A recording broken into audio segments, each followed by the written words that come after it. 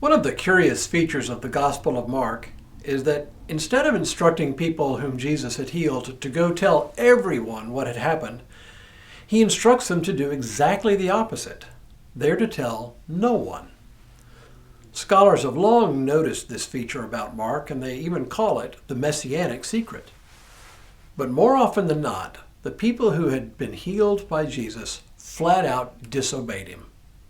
What do you make of that? In their disobedience, did they actually glorify God? Hello, I'm Stuart Baskin, pastor of First Presbyterian Church of Tyler, Texas, and this is your daily devotional for Wednesday, January 11th, 2023.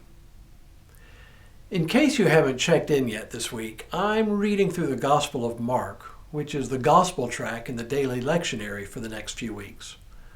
Most days, the reading itself is long enough to be a bit unwieldy for the confines of these devotionals, so I'm usually concentrating on just a portion of the day's reading.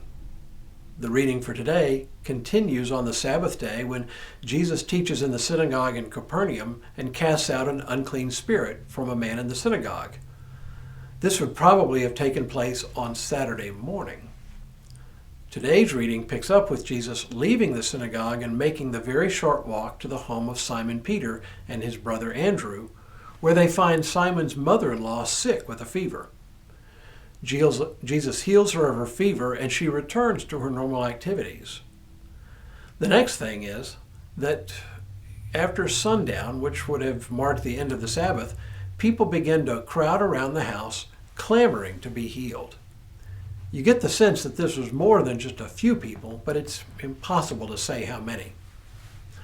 The next story takes place the next morning, when Jesus gets up before the crack of dawn to go to a secluded place outside of town to pray. I like to imagine him sitting on the shore of the lake, watching the sunrise over the mountains on the opposite shore while he meditates and prays.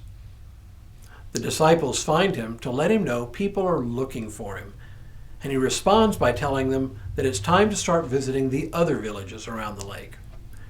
With that, Mark introduces another healing story, this one about a leper. The gospel account reads, "A leper came to him begging him, and kneeling he said to him, 'If you choose, you can make me clean.' Moved with pity, Jesus stretched out his hand and touched him and said to him, 'I do choose. Be made clean.' Immediately the leprosy left him, and he was made clean.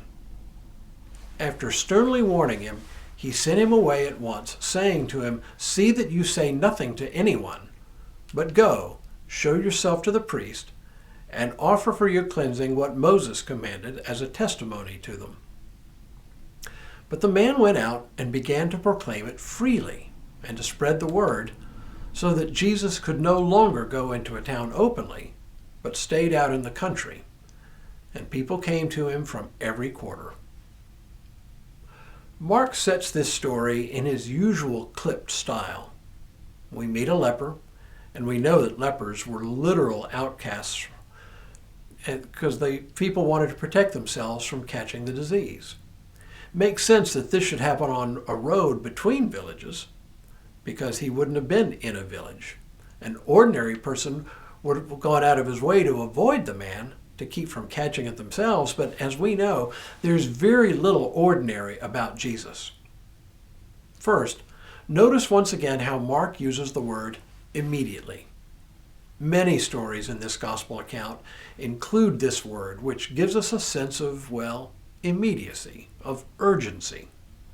We'll circle back to that idea later on, but for now, just make a mental note of it every time you hear it. The other thing to notice, and I mentioned it at the beginning, is that Jesus tells the man only to show himself to the priest, but then to tell no one. No, he doesn't just tell the man. He sternly warns him not to say anything. This is really curious, isn't it? This happens enough in the Gospel of Mark that scholars have given it the name Messianic Secret. But that doesn't really tell us much of anything except that it is a notable feature of Mark's narrative. So two sets of questions present themselves immediately. First, of course, is why did Jesus tell this man and others to say nothing about what Jesus had done for them? Why wouldn't Jesus want them to shout it from the rooftops?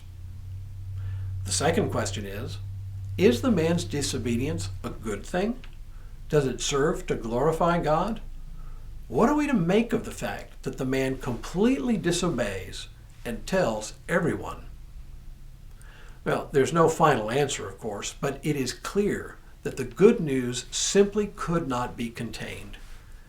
People who received his healing simply could not keep that kind of good news to themselves.